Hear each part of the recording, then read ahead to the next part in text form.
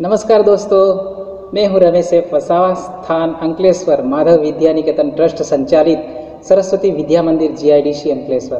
दोस्तों, आज मैं आपको सुभाष चंद्र बोस के बारे में बताना चाहता हूं। सुभाष चंद्र बोस का बीता हुआ कल के बारे में, जो कि आज हमारे देश के युवाओं को बताना अति आवश्यक है। तो चलिए दोस्तों, सुभाष चंद्र बोस के बीते हुए कल के बारे में जानते हैं।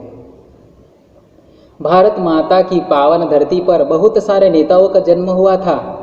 उनमें से बहुत सारे नेताओं का इतिहास बहुत कम लोग जानते हैं दोस्तों, और उनका संघर्षमय जीवन आज देश में लुप्त हो गया है।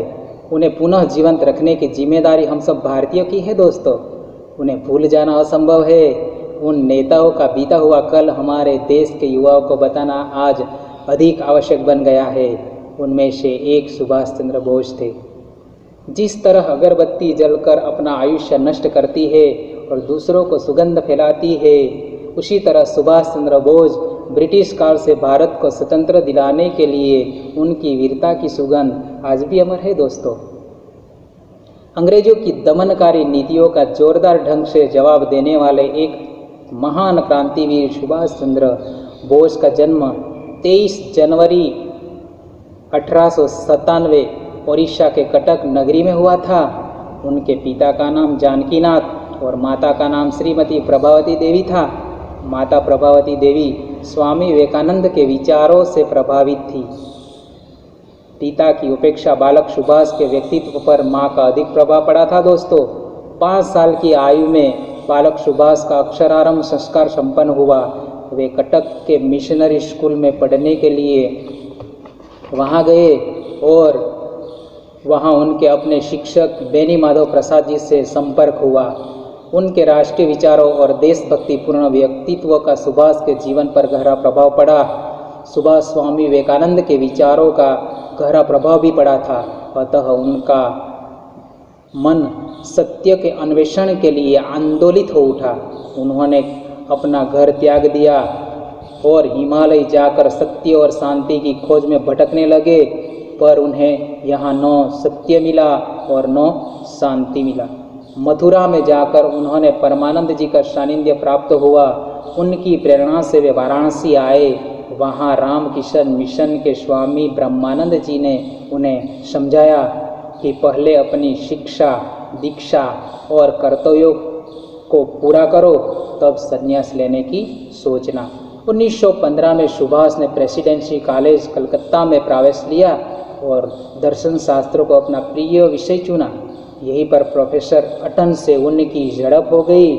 भारतीयों के प्रति अपमानजनक शब्दों का व्यवहार किए जाने पर उन्होंने प्रोफेसर अटन को थप्पड़ मार दिया दोस्तों। इसी कारण उन्होंने कॉलेज से निकाल दिया गया। 1917 में भी आशुतोष मुखर्जी के प्रयास से कॉलेज से उनका निष्कासन रद्द हुआ। तब सुभाष ने MA करने के लिए स्कर्कटिस चर्च में प्रवेश लिया दोस्तों। सुभाष बाबू की इच्छा देश सेवा करने के लिए और अंग्रेजों के विरुद्ध संघर्ष करते हुए भारत माता को स्वतंत्र कराने के लिए थी। पर पिता के आदेश का पालन करते हुए वे 15 सितंबर 1939 को लंदन गए और वहां कैम्ब्रिज विश्वविद्यालय में अध्यापन करने लगे। वहां उन्होंने ICS की परीक्षा उत्तीर्ण की और योग्यता सूची में 4था स्थान प्राप्त किया, पर अपने पूर्व निश्चय के अनुरूप 22 अप्रैल 1921 को उन्होंने ICS से त्यागपत्र दे दिया। सुभाष चंद्र बोस एक महान स्वतंत्र सेनानी के देशभक्त थे दोस्तों, और भारतीय स्वतंत्र संग्राम के अग्रिम नेता भी थे। निडर, साहसी, राष्ट्रवादी प्रवृत्तियों के लिए कई बार वो जेल भी गए थे, फिर भी उन्होंने अपना हौसला बुलंद रखा था दोस्तों। भारत को स्वतंत्र देश बनाने के लिए सुभाष चंद्र बोस ने आज़ाद हिंद फौज की रचना की और उन्हीं के द्वारा दिया गया नारा जय हिंद भारत का एक राष्ट्रीय सूत्र बन गया दोस्तों। उन्होंने कहा था, तुम मुझे खून दो मैं तुम्हें आज़ादी दूंगा, तुम मुझे खून दो मैं तुम्हें आज़ादी दूंगा। भारत के नवयुवाओं ने यह सूत्र सुनकर उनकी जान में जान आ गई और उनका संगठन और भी मजबूत बन गया दोस्तों। भारत आकर वे देश बंधु चित्तरंजन के संपर्क में आए और उन्होंने अपना गुरु मान लिया। 1921 में कामरेज बेजवाड़ा में भारतीय कांग्रेस के अधिवेशन में सुभाष को स्वयंसेवक सेना का सेनापति नियुक्त किया गया। दोस्तों, दिसंबर 1921 को सुभाष गिरफ्तार कर लिए गए। उन्हें 6 महीने कारावास दंड मिला। यह सुभाष की प्रथम जेल यात्रा थी। दोस्तों, 18 नवंबर 1937 को सुभाष अस्वस्थ हो गए और अपने विचार के लिए उन्हें यूरोप जाना पड़ा। इस बार उनकी भेंट आयरलैंड के प्रसिद्ध क्रांतिकारी इमंडी बेजरा से हुई और वहाँ भारतीय कांग्रेस का 21वां अधिवेशन हरिपुरा में हुआ। इस अधिवेशन की अध्यक्षता में सुभाष को चुना गया।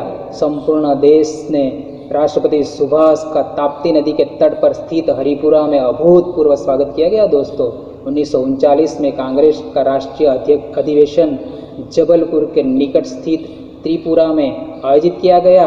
गांधी जी ने सीतारमैया का नाम प्रस्तावित किया, पर गांधी जी के विरोध के बावजूद भी सुभाष चंद्र बोस अध्यक्ष पद पर पुनः लिए गए। दोस्तों, इससे दुखी होकर गांधी जी के संकेत पर 15 सदस्यों में से 12 सदस्यों ने कांग्रेस कार्य से समिति से त्याग पत्र दे दिया। अतः उन्होंने 29 अप्रैल 1939 को कलकत्ता में हुए कांग्रेस की बैठक में अपना त्याग पत्र दे दिया। दोस्तों, 3 मई 1939 को सुभाष चंद्र बोस ने कलकत्ता में फॉरवर्ड ब्लॉक अग्रगामी दल की स्थापना की। सितंबर 1939 में द्वितीय विश्व युद्ध का प्रारंभ हुआ।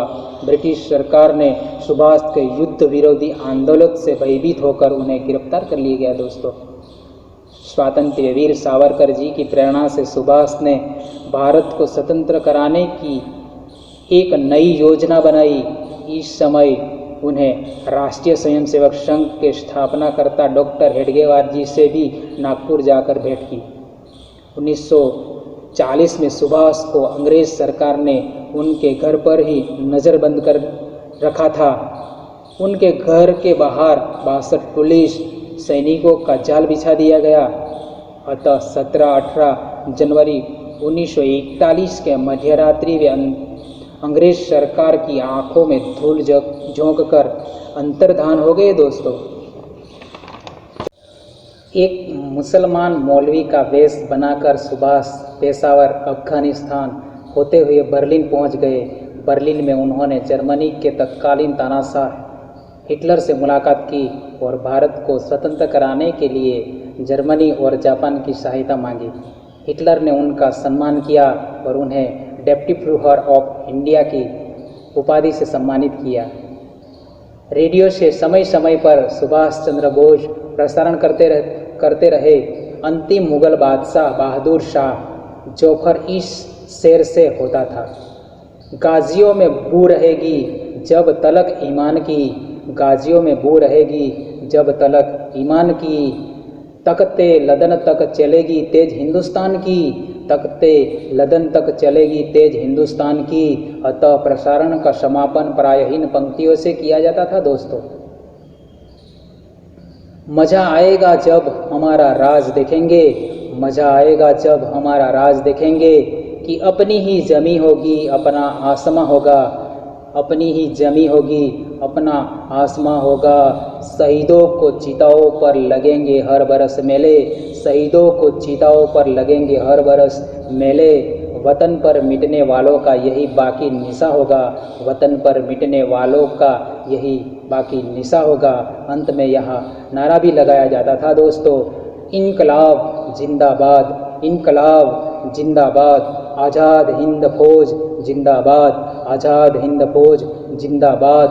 विजय या मृत्यु, जीत या मौत, विजय या मृत्यु, जीत या मौत।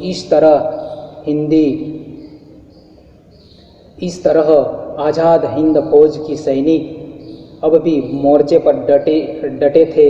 उनका निरीक्षण करते हुए उन्होंने नेताजी सुभाष जी ने कहा था, मैं तुम लोगों का साथ नहीं छोड़ूंगा, हम मर जाएंगे पर हार नहीं मानेंगे। दोस्तों, हम मर जाएंगे पर हार नहीं मानेंगे।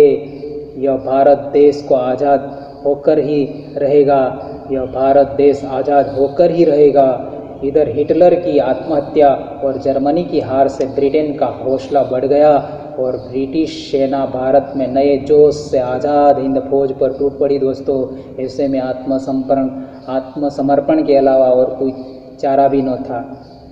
6 अगस्त 1945 से अमेरिका ने जापान के हिरोशिमा नगर पर अणुबम गिरा दिया और 9 अगस्त नागासाकी पर। इसमें 2 लाख से अधिक सैनिक मारे गए दोस्तों। जापान की कमर टूट गई और इस आत्मसमर्पण करना पड़ा। आज़ाद हिंद फौज में लगभग 50,000 सैनिक तथा 1,500 अधिकारीगण थे। इसके सदस्यों की संख्या 1.25 लाख से अधिक थी दोस्तों और 20 लाख लोगों ने आज़ाद हिंद सरकार के अनुसार कार्य करने की शपथ ली। 18 अगस्त 1945 से 3 ताइवान में प्लेन अकस्मात में उनकी मृत्यु हो गई। सुभाष चंद्र बोस के मृत्यु के 3 रहस्य भी थे दोस्तों। अधिक लोगों का मानना था इस प्रकार है, उस दिन उनकी मृत्यु हो गई थी। दूसरे मत के अनुसार उस दिन कई प्लेन उड़ा ही नहीं था, तो फिर उनकी मृत्यु कैसे हुई। तीसरे मत के अनुसार सुभाष चंद्र बोस गुमनामी बाबा के नाम से जाने जाते थे। उत्तर प्रदेश के फैजाबाद में रहते थे। इस प्रकार आज़ादी के इतिहास में अंग्रेजी सरकार से लोहा लेने वाला वह मील का पत्थर जिसने अपना संपूर्ण जीवन स्वाधीनता संग्राम की भेंट चढ़ा दिया दोस्तों। भारतीय युवाओं के लिए प्रेरणा का स्रोत आज़ाद हिंद फौज का यह कमांडर चीफ सुभाष चंद्र बोस आज भी सम्मान, स्वाभिमान और स्वदेश पर मर मिटने वालों के लिए एक प्रतीक है दोस्तों। सारे जहां से अच्छा हिंदुस्ता हमारा हमारा, सारे जहां से अच्छा। जय हिंद, जय भारत।